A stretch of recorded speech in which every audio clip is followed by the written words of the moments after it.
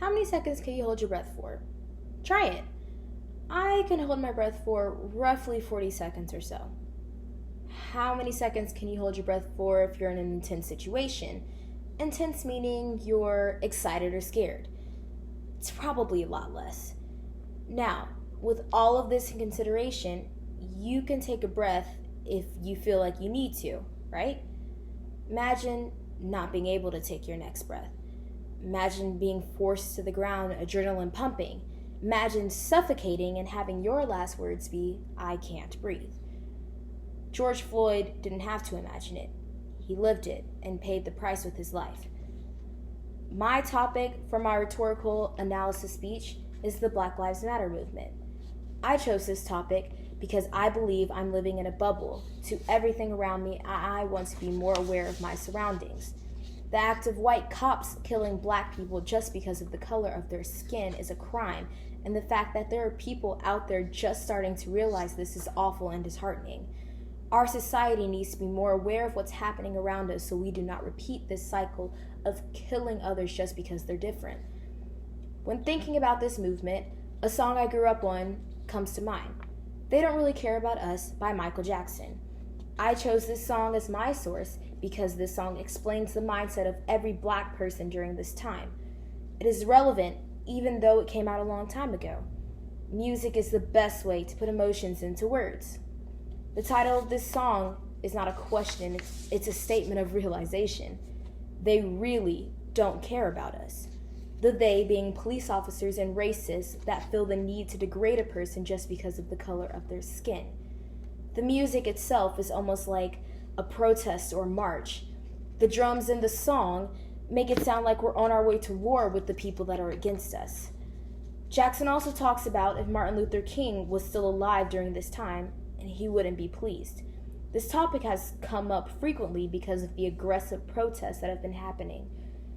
The protesting done now is different than the ones done during the Civil Rights Movement. The protests now have been more violent, which has required more police assistance during rallies and gatherings, which has garnered more fear and retaliation against the police. This has also led to curfews that have received backlash from the community. Since I live in Atlanta, I got to see firsthand what's happening to my city. My friends and I had to take a drive to my house around 7, but since curfew's at 9, the National Guard was already surrounding the city and blocking roads. It's honestly a scary experience driving through the place I grew up in overrun by police. The only reason why it has gone this far is because there are protests not just happening in Atlanta, but all over the country and all over the world. The reason this has become so violent is because there is a lot of anger that has been buried down deep in the soul of every black person. We've tried for years to rally peacefully and march with our hands raised, but police officers continue to racially profile us and kill us on sight. This anger has now come to the surface because people are tired of seeing adults and children that share the same race as us, and the people behind the murders walk free. The thing that makes me most upset about everything is that this movement is just now gaining popularity with the general public. The fact that the only reason people are saying we need to do something about it is that everyone's been locked in their house for 4 months. Cops killing blacks has been going on forever.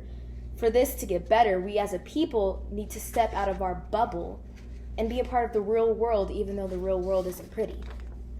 Even though violence is wrong, it seems that this is the only way to make people listen. I'm not agreeing with all the tactics used, like burning down buildings or using graffiti to deface public property, but all of this violence is creating a statement that people are now forced to look at. I can't breathe. These 3 words ended the life of an unarmed black man. I can't breathe. These 3 words sent the entire country into a frenzy. I can't breathe. These 3 words became a part of a movement. I can't breathe would not be 3 words that have to be said if we do something about the world that we live in and the problems of our country and around the world. But 3 words that do need to be said all the time are Black Lives Matter. Thank you.